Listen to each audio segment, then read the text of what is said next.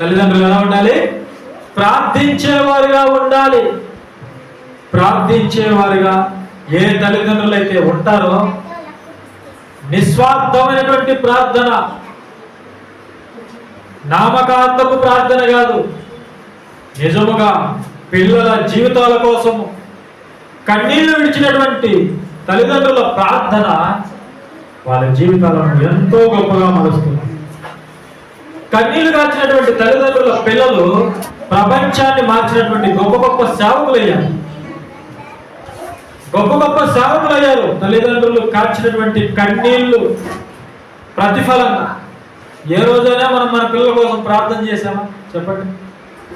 మన పిల్లల కోసం ఏ రోజైనా ఎవరికైనా జ్ఞానం పొదువుగా ఉన్నాడా వాడు దేవుణ్ణి అడగాలి. మనము ప్రార్థనలో దేవుణ్ణి ప్రతి విషయాన్ని అడగాలి. తల్లిదండ్రులు పిల్లలు ఎలా పెంచాలి,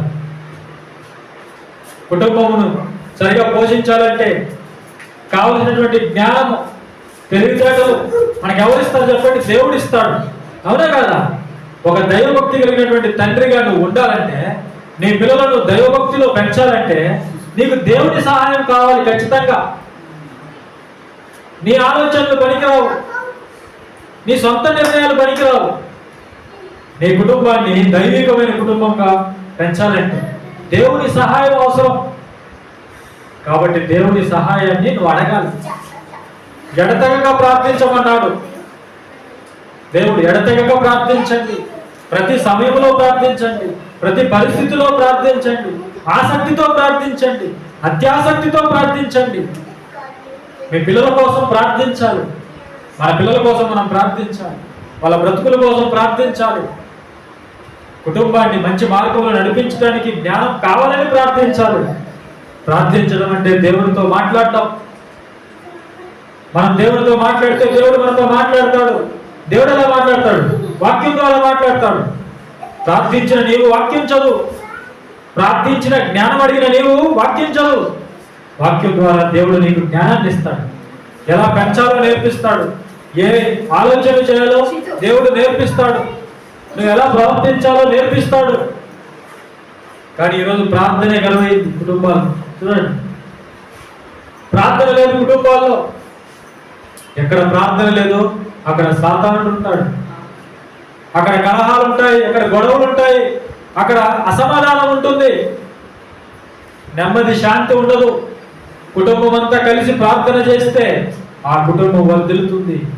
దేవుడిలో గడపాలి, కుటుంబము దేవుడిలో గడపాలి. తల్లిదండ్రులు పిల్లలతో కలిసి ఇవన్నీ నేర్పించాలి కుటుంబంలో. ఈరోజు ఇద్దరు ప్రార్థనలు ఉంటే ఇద్దరు కనిపించరు, ఇద్దరు చర్చిలో ఉంటే ఇద్దరు కనిపించరు.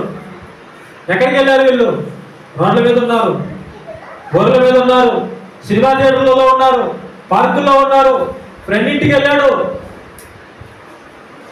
ఇలా ఉంటే బాగుపడతాయి కుటుంబాలు? చెప్పండి. కలిసి ఉండాలి, నలుగురు ఉండాలి. నలుగురుంటే నలుగురు సంఘంలో కనిపించాలి, నలుగురుంటే నలుగురు గృహంలో కనిపించాలి, ప్రార్థనలో కనిపించాలి. కాబట్టి తల్లిదండ్రులు ప్రార్థించే వాళ్ళుగా ఉండాలి. పిల్లల కోసము కుటుంబం కోసం ప్రార్థించే వాళ్ళుగా ఉండాలి. మనం కనుక మన పిల్లల కోసం ప్రార్థిస్తే మన పిల్లలు భవిష్యత్తులో గొప్పవాళ్ళు అవుతారు. ప్రార్థించిన మనం వాక్యం చదివితే దేవుడు మనకు జ్ఞానాన్ని ఇస్తాడు, ఆలోచన దయచేస్తాడు. ఆ ఆలోచన ప్రకారము మనము మన ప్రవర్తనను సరి చేసుకుని నడిచినట్లయితే అద్భుతమైనటువంటి పిల్లలను మనం చూస్తాం.